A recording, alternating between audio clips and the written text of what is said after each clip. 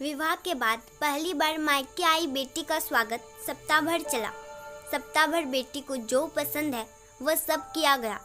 वापस ससुराल जाते समय पिता ने बेटी को एक अति सुगंधित अगरबत्ती का पैकेट दिया और कहा कि पुत्री, तुम जब ससुराल में पूजा करोगी तब यह अगरबत्ती जरूर जलाना।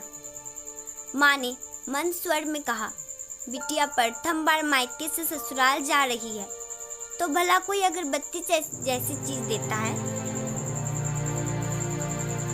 पिता ने झट से जेब में हाथ डाला और जेब में जितने भी रुपये थे वह सब बेटी को दे दिए।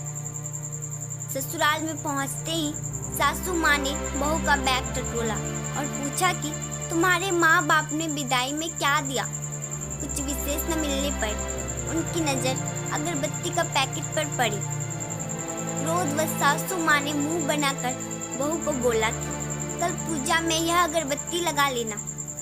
सुबह जब बेटी पूजा करने बैठी, अगरबत्ती का पैकेट खोला तो उसमें से एक चिट्ठी निकली। लिखा था, बेटी, यह अगरबत्ती स्वतः जलती है मगर संपूर्ण घर को सुगंधित कर देती है। इतना ही नहीं, आजू बाजू के पूरे वातावरण को भी अपनी महक से सुगंधित एवं प्रफुल्लित कर देती है। हो सकता है कि तुम कभी पति से कुछ समय के लिए रूठ जाओगी या कभी अपने सास ससुर जी से नाराज हो जाओगी, कभी देवर या ननद से भी रूठोगी, कभी तुम्हें किसी से बातें सुननी भी पड़ जाए या फिर कभी अड़ोस पड़ोसियों के बर्ताव पर तुम्हारा दिल खट्टा हो जाए। तब तुम मेरी यह बात ध्यान में रखना। अगरबत्ती की तरह जलना, जैसे अगरबत्ती समय जलते हुए पूरे घर और संपूर्ण परिसर को सुगंधित और प्रफुल्लित कर ऊर्जा से भरती है, ठीक उसी तरह तुम स्वतः सहन करते हुए ससुराल को अपना मायका समझकर सबको अपने व्यवहार और कर्म से सुगंधित और प्रफुल्लित करना। बेटी चिट्ठी पढ़कर फपक फपक कर रोने लगी। सासू माँ दौड़कर आई। पति और ससुर जी भी पूजा घर में पहुंचे जहां बहू रो रही थी। अरे, हाथ को चटका लग गया क्या? पति ने पूछा। क्या हुआ यह तो बताओ।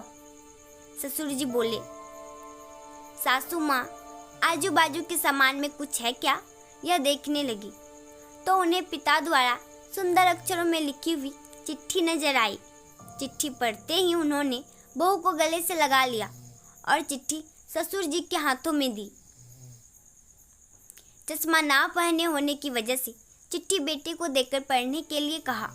सारी बात समझते ही संपूर्ण घर अस्तबद्ध हो गया। सासू माँ उच्च स्वर में बोली, अरे, यह चिट्ठी फ्रेम करानी है। यह मेरी बहू को मिली हुई सबसे अनमोल भेंट है। पूजा घर के बाजू में ही इसकी फ्रेम होनी चाहिए और फिर सदैव वह फ्रेम अपने शब्दों से संपूर्ण घर और अगल बगल के वातावरण को अपने अर्थ से महकाती रही। और अंततः अगरबत्ती का पैकेट खत्म होने के बावजूद भी क्या आप भी ऐसे संस्कार अपनी बेटी को देना चाहेंगे? बेटियां दो कुलों को महकाती है। दोस्तों, अभी हमारा चैनल नया है, इसलिए आप प्लीज चैनल को सब्सक्राइब कीजिए, वीडियो को लाइक कीजिए और कोई सुझाव हो तो हमें कमेंट बॉक्स में जरूर बताइए। राधे राधे।